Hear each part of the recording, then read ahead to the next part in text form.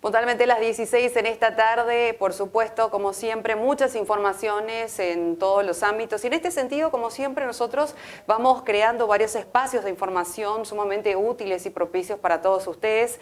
Justamente ya cuando pasaron, bueno, en realidad puntualmente en las 16 estamos justamente con una entrevista en el formato virtual. Vamos a estar tocando un tema importante, en realidad la profesional va a estar tocando este tema. Vamos a estar charlando acerca de signos y alarmas a tener en cuenta para la derivación de profesionales, el impacto y diagnósticos también que son sumamente importantes. Nos acompaña en el formato virtual, así como les estaba mencionando recientemente, la magíster en neuropsicología infantil y neuroeducación, ya certificada por sobre todas las cosas, Karina Correa. Bienvenida, magíster, muchas gracias por estar con nosotros. Muchísimas gracias, muy buenas tardes por sobre todas las cosas de esta hermosa teleaudiencia. Muchísimas gracias al canal por el espacio.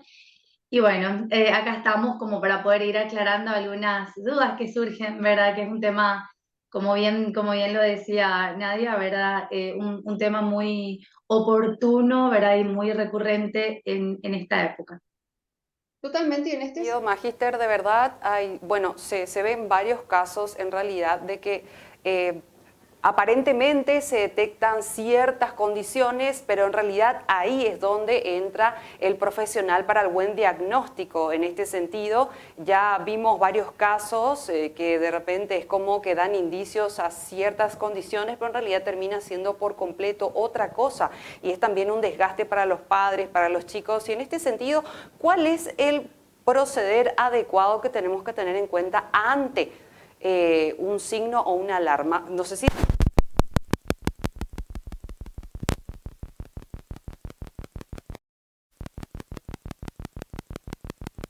mencionamos su preparación, siempre es importante poder desglosar un poquitito para la teleaudiencia diversificada que nos observa.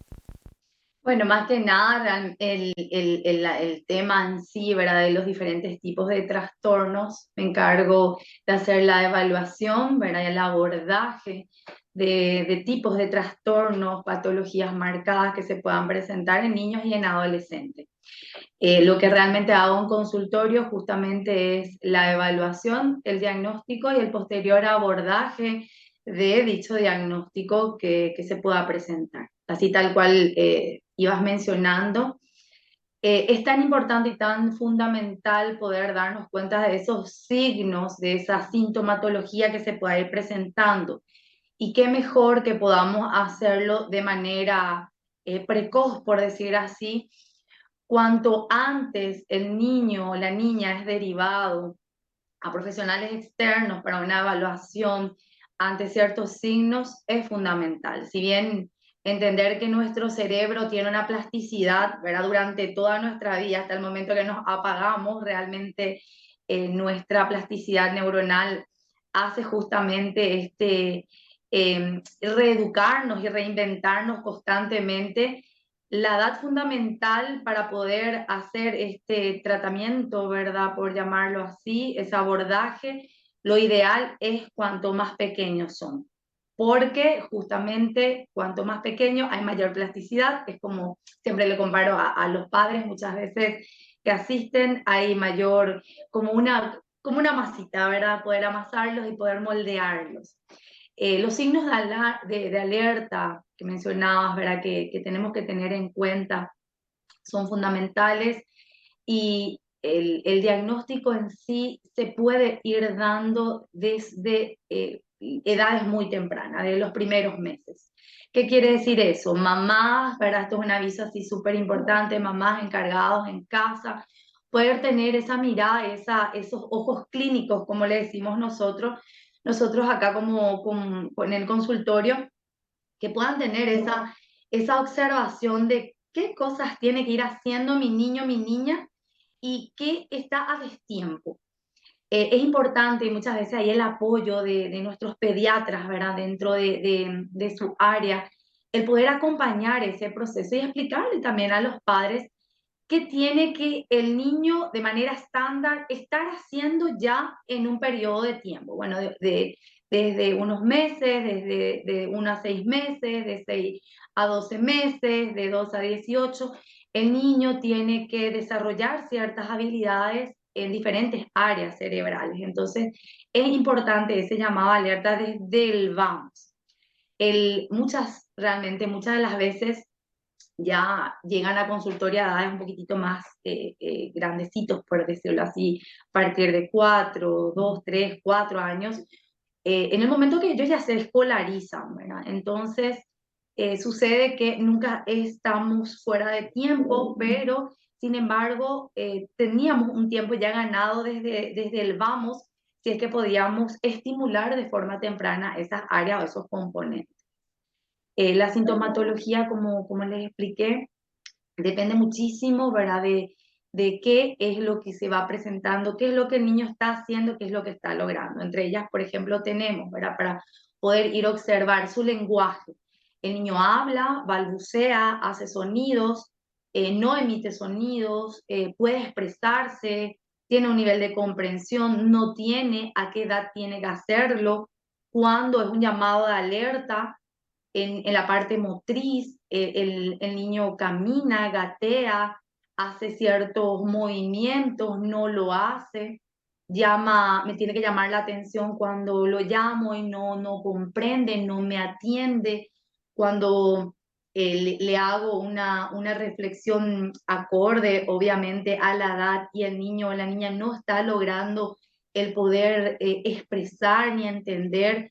Todos esos son signos de alerta que como mamá ya me tiene que llamar la atención para poder hacer una visita por los profesionales. A veces como que de repente decimos, bueno, como padres pensamos que somos muy exagerados, sin embargo, es tan importante y fundamental hacer las derivaciones en tiempo y en forma adecuada. La verdad que, Magister, tengo tantas preguntas que hacer. Voy a tratar, como siempre, Que de... ingresen todas. En este sentido, ya le consulto dos de una. Primeramente, consultarle acerca de un caso. ¿Qué ocurre, por supuesto, si hay un niño que ya cumplió 2 años y todavía no está caminando y a la par no habla? O que, bueno, en el caso del mismo niño que cumplió los 2 añitos y ahí recién está empezando a caminar, pero sigue sin hablar. Realmente eso es un llamado de alerta bastante importante, Nadia, con respecto al el lenguaje. ¿Sí? Si bien hay un estándar establecido, el lenguaje se tiene que dar porque es el factor más importante, fundamental en el desarrollo del niño para las posteriores habilidades. En el caso de que se presente ya una falta de lenguaje acompañado, como decís, de una falencia motora, es interesante y sería propicio hacer una evaluación a nivel de neurodesarrollo. Evidentemente, al no estar logrando en tiempo, estamos hablando, estamos frente quizás a un trastorno del neurodesarrollo, que bien lo dice su nombre. Cuando hablamos, la palabra trastorno es que el desarrollo en sí está trastocado por diferentes factores, porque los causantes hay que entender que son diversos, tanto genéticos como ambientales. Variedades de estudios datan e informan de que la causalidad es diversa, pero cuando estamos frente a ese trastorno del desarrollo, del neurodesarrollo, significa que a nivel de desarrollo de la cabecita, del motor principal, que es el cerebro, se están presentando ciertas dificultades que tienen que ser trabajadas. Y cuando estamos hablando de un pequeñito de 2 años, es una edad crucial para poder hacer la estimulación temprana, adecuada y correcta, y la derivación según las necesidades que presente el niño, porque también hay que entender eso. Ningún niño es igual a otro, si ninguna persona, ningún ser humano es igual a otro. Todos tenemos en nuestra particularidad, nuestra individualidad y nuestro propio desarrollo cerebral.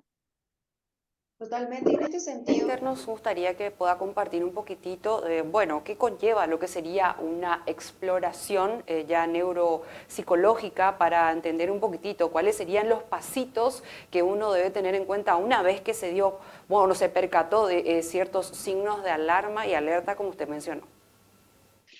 Es importante entender que el llamado de alerta sí tiene que ser justamente el primer paso. estamos hablando que estamos frente a una dificultad de lenguaje, pues es importante consultar previamente con los especialistas. Si recurren directamente al área de neuropsicología, ¿verdad? El paso a seguir justamente es la evaluación de las diferentes dimensiones según las áreas cerebrales. Estamos teniendo ahí la función ejecutiva, los dispositivos básicos del propio aprendizaje, el sistema nervioso superior, tenemos las partes también del área emocional, porque todo hace una interconexión para que pueda ser un todo, ¿sí? Es una complejidad de funcionalidad que hacen ese desarrollo. Entonces, cuando estamos frente a una dificultad de desarrollo del lenguaje, es importante poder acudir a un fonoaudiólogo. Primeramente, como había mencionado, la labor de nuestros pediatras para poder hacer esa derivación a las áreas específicas para hacer estudios audiológicos bien específicos para poder primeramente descartar, ¿verdad? Porque a veces no hay un lenguaje, justamente mencionabas vos, que a veces el diagnóstico está un poco erróneo, ¿verdad? Entonces, importante hacer ese descarte primeramente a nivel de estudios clínicos. El niño quizás no está hablando porque también quizás no escucha, entonces hacer esas vibraciones de manera preventiva de forma clínica. Luego asistir a los diferentes especialistas y por lo general el neuropsicólogo es el encargado más que nada de hacer ese recogimiento de información para poder hacer luego las derivaciones pertinentes y hacer esa guía también de forma explorativa a los padres para poder indicarles y recomendarles con los especialistas con lo que debería de consultar. Totalmente, Magíster. Por otra parte, Se ve muy a menudo que de repente se tiende a confundir un poquitito ciertos signos de alarmas y bueno, específicamente se suele creer que estamos ante un caso de TEA y en realidad no siempre es así. ¿Y cómo podemos nosotros discernir un poquitito de eso, diferenciar? Antes que nada, por supuesto, acudir a profesionales correspondientes, pero ¿qué es lo que debemos tener en cuenta? Eso, porque justamente, lastimosamente, hoy voy a utilizar esa palabra, lastimosamente, todavía estamos como en una sociedad un poco bastante, un poco cerrada frente a todo lo que es el diagnóstico, y el diagnóstico no tiene que ser para etiquetar al niño. Entonces, cuando estamos hablando frente a un diagnóstico de forma que está equivocado, perdemos un valioso tiempo al niño y no trabajar de la manera adecuada. La sintomatología realmente es muy vidriosa, hay que tener muy en cuenta, ser muy puntillosos, los profesionales tenemos que tener esa delicadeza para tratar cada una de las sintomatologías, porque así como mencionás, hay una línea demasiado delgada. Cuando hablamos dentro del trastorno del espectro, estamos hablando de una generalidad. Estamos frente al trastorno del espectro como autismo, como los diversos sindrómicos, estamos hablando Asperger, estamos hablando de los niveles nuevamente que tiene esa subdivisión de área, estamos hablando también del trastorno del lenguaje. Cuando hablamos de TEA estamos englobando mucho, entonces tenemos que ser muy cautelosos y delicados a la hora de evaluar y de colocar un diagnóstico como tal, porque ese diagnóstico, como mencioné, no sirve para etiquetar ni para decir, ver las debilidades, es decir, bueno, tiene TEA y por eso no logra, al contrario, es como para que nosotros podamos tener ese diagnóstico y más que nada ver las fortalezas y enfocarnos en las fortalezas que tiene el niño o la niña para poder trabajar esas posteriores debilidades que se presentan. Entonces, ser delicado en la evaluación es una tarea bastante presente que tenemos que tener como profesionales, bastante, como yo siempre digo, a flor de piel el poder de manera delicada tocar la sintomatología y darnos cuenta de ello. Así mismo, por supuesto, con eso. Amor que se nota, Magíster, que le tiene a lo que usted realiza, más que nada es un amor profundo, el querer ayudar, esa vocación de servicio, así que bueno, es más que satisfactorio también poder aprender un poquitito de usted en este espacio. Bueno, me atrevería a decir que básicamente con la preparación que usted tiene, ya en esa cita que por supuesto tienen los papis con los niños, usted prácticamente puede, diría, bueno, que me disculpen los neurólogos, pero usted tiene mucha preparación con respecto a eso, ver en el actuar cómo está trabajando el cerebro. Asimismo, realmente nuestra área nos permite, ¿verdad? Trabajamos realmente en equipo con los neurólogos porque ellos hacen esa lectura más a nivel biológico, ¿sí? Todo lo que es la estructura en sí cerebral, y a nosotros nos toca, ¿verdad?, a trabajar y a estimular esas áreas, a poder darle las herramientas a las personas para poder ejecutar esas áreas que por a veces motivo están con una disfuncionalidad, darle esas herramientas necesarias. Y realmente más que nada me atrevería a decir ese acompañamiento por sobre todas las cosas al paciente y a las familias, porque cuando hablamos de diagnósticos de patologías o sindrómicos o trastornos, no solamente es el paciente, tenemos que trabajar de forma conjunta con la familia para poder apoyar, para poder darle herramientas a los padres, a los encargados y también a las instituciones, porque es nuestro deber trabajar de manera conjunta, multidisciplinaria. Cuando hablamos multidisciplinario no solamente nos referimos al equipo de terapeutas, sino que también nos referimos a incluir a las instituciones para poder darle las herramientas, porque el niño realmente se maneja no solamente a nivel consultorio, se maneja a nivel escolar, se maneja a nivel familiar. Entonces es una tarea de manera multidisciplinaria, ¿verdad? Tanto con los terapeutas, con los médicos, como con las familias y las escuelas. Asimismo, ya que tocó justamente a las Nos familias, encantaría que pueda hablarnos un poquitito acerca de ese impacto que tiene cada diagnóstico, ampliar un poquitito más acerca justamente de lo que estaba mencionando recientemente sobre ese tema puntual. Tal cual, el diagnóstico en sí, como mencionaba, es un periodo bastante especial, particular para las familias.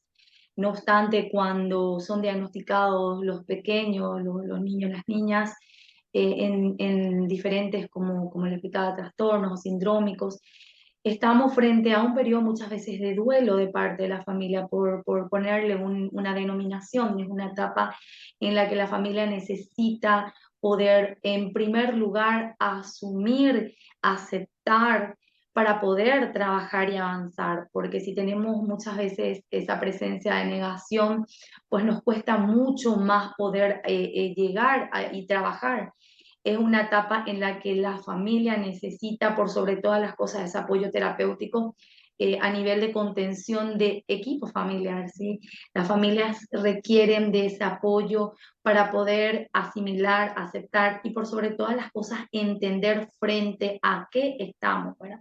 Porque cuando hablamos de un trastorno hablamos muchas veces de una condición, y estamos hablando de una condición que lo llevan de por vida. No estamos hablando de una enfermedad, estamos hablando de una condición que lo va a llevar y que necesitamos darles herramientas, pero para poder ofrecerles las herramientas y el abordaje y recomendarles, las familias necesitan en primer momento asumir, y ese periodo de asumir es un periodo bastante pesado para la familia, que requiere y necesita de ese apoyo. Es una recomendación también a mis colegas el poder hacer ese sostén, porque no solamente es con el niño o la niña, es con la familia y con todo lo que implica el contexto de esa personita que acude a nosotros, a quien nosotros le damos un diagnóstico.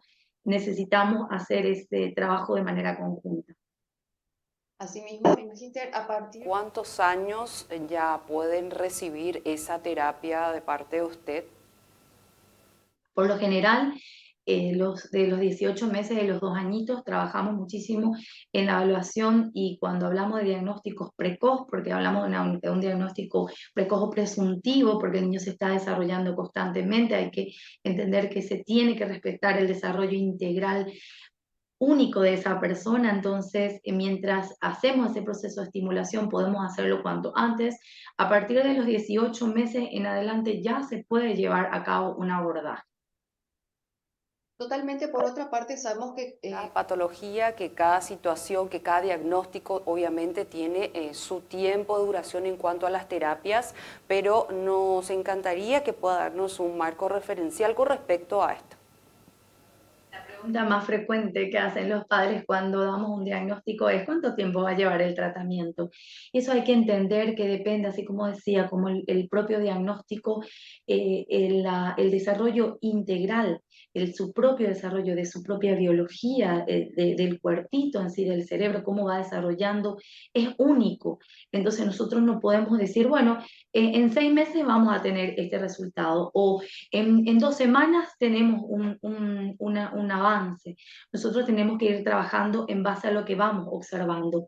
Hay niños, niñas que de repente nos dan así resultados favorables en poco tiempo y hay otros que nos pues dan un poco más de tiempo. Y ahí también tener en cuenta que el parámetro de edad que habíamos hablado de la forma de diagnosticar, del tiempo de diagnóstico, también es un factor en este cuestionamiento de cuánto tiempo va a llevar. ¿Por qué? Porque el niño, cuando más pequeño, como le expliqué, la plasticidad cerebral es un factor a nuestro favor. Sin embargo, cuando más grande, el niño va madurando y de repente nos presenta un cambio ya a nivel más de manera de la pubertad, de la adolescencia, y ahí tenemos ya también un componente hormonal. Entonces tenemos, como siempre digo, entre unas fugas de hormonas, con nuestras dificultades muchas veces de las neuronas que están presentando por a veces este motivo, pues bueno, es como a veces una fiesta ahí en la cabecita del pobre chico. Entonces el tiempo específicamente de tratamiento va a depender meramente de esa personita, ¿sí? totalmente. Así que Tener un parámetro es la pregunta, como usted mencionó, la más frecuente, así que esta es la mejor manera de que las personas que están del otro lado, primeramente acudan a una profesional y ahí únicamente van a ir teniendo los resultados de acuerdo, obviamente, a las visitas que hagan y la interpretación de la situación misma. Por otra parte, Magister, nos gustaría saber dónde pueden contactar con usted para los turnos, de qué día a qué día suele atender en su consultorio. Lo digo para las personas que están del otro lado y quieran justamente salirse de dudas. Bueno, yo estoy haciendo consultorio en la ciudad de Lambaré, estoy acá por la tarde, estoy desde las 4 de la tarde en adelante, estoy de lunes a sábados haciendo consultorio. Entonces voy a dar también mi número, dejar cualquier cosa, pueden contactarse con el número del consultorio, que es el 0983-962-800. por favor, si puedo volver a repetir, por cualquier cosa se haya escapado algún que otro número. No hay problema. 0983-962-800. Bueno, Y las redes sociales que hoy en día son una ventana sumamente vital, sí, ¿cómo podemos hacer para encontrarla a través de las redes? Estoy en el Facebook, en el Instagram como licenciada Karina Correa. Van a encontrarme siempre también en disponibilidad. Cualquier cosa me pueden escribir por esos medios también, ¿sí? Antes de ir cerrando, nos encantaría que pueda decirnos un poquitito cuáles son los desafíos en esta profesión tan maravillosa que usted tiene. Muchos. Realmente el desafío más que nada y constante es esa preparación que tenemos que tener para poder ir abordando. No nos podemos quedar ahí porque se va actualizando las metodologías, el sistema de evaluación, para poder dar herramientas, proporcionar constantemente es importante. El desafío mayor es que se van presentando nuevos tipos de complejidades, de comorbilidades, y tenemos que estar listos. Y también otro desafío bastante grande es a nivel social, porque como mencionaba, todavía estamos como bastante cerrados a lo que es la inclusión y a la diversidad. Entonces, por ahí también es un desafío muy grande para las familias, para acompañar a nivel institucional, a nivel de contexto social. El desafío es grande al enfrentarnos a los diferentes tipos de, de diagnósticos que puedan acudir a consultorio y que podamos nosotros dar esas herramientas. Un desafío constante, un desafío permanente para el profesional para poder hacer un apoyo adecuado, un apoyo correcto, por sobre todas las cosas para sacar adelante a ese pequeño, a esa pequeña y a toda una familia detrás de ellos.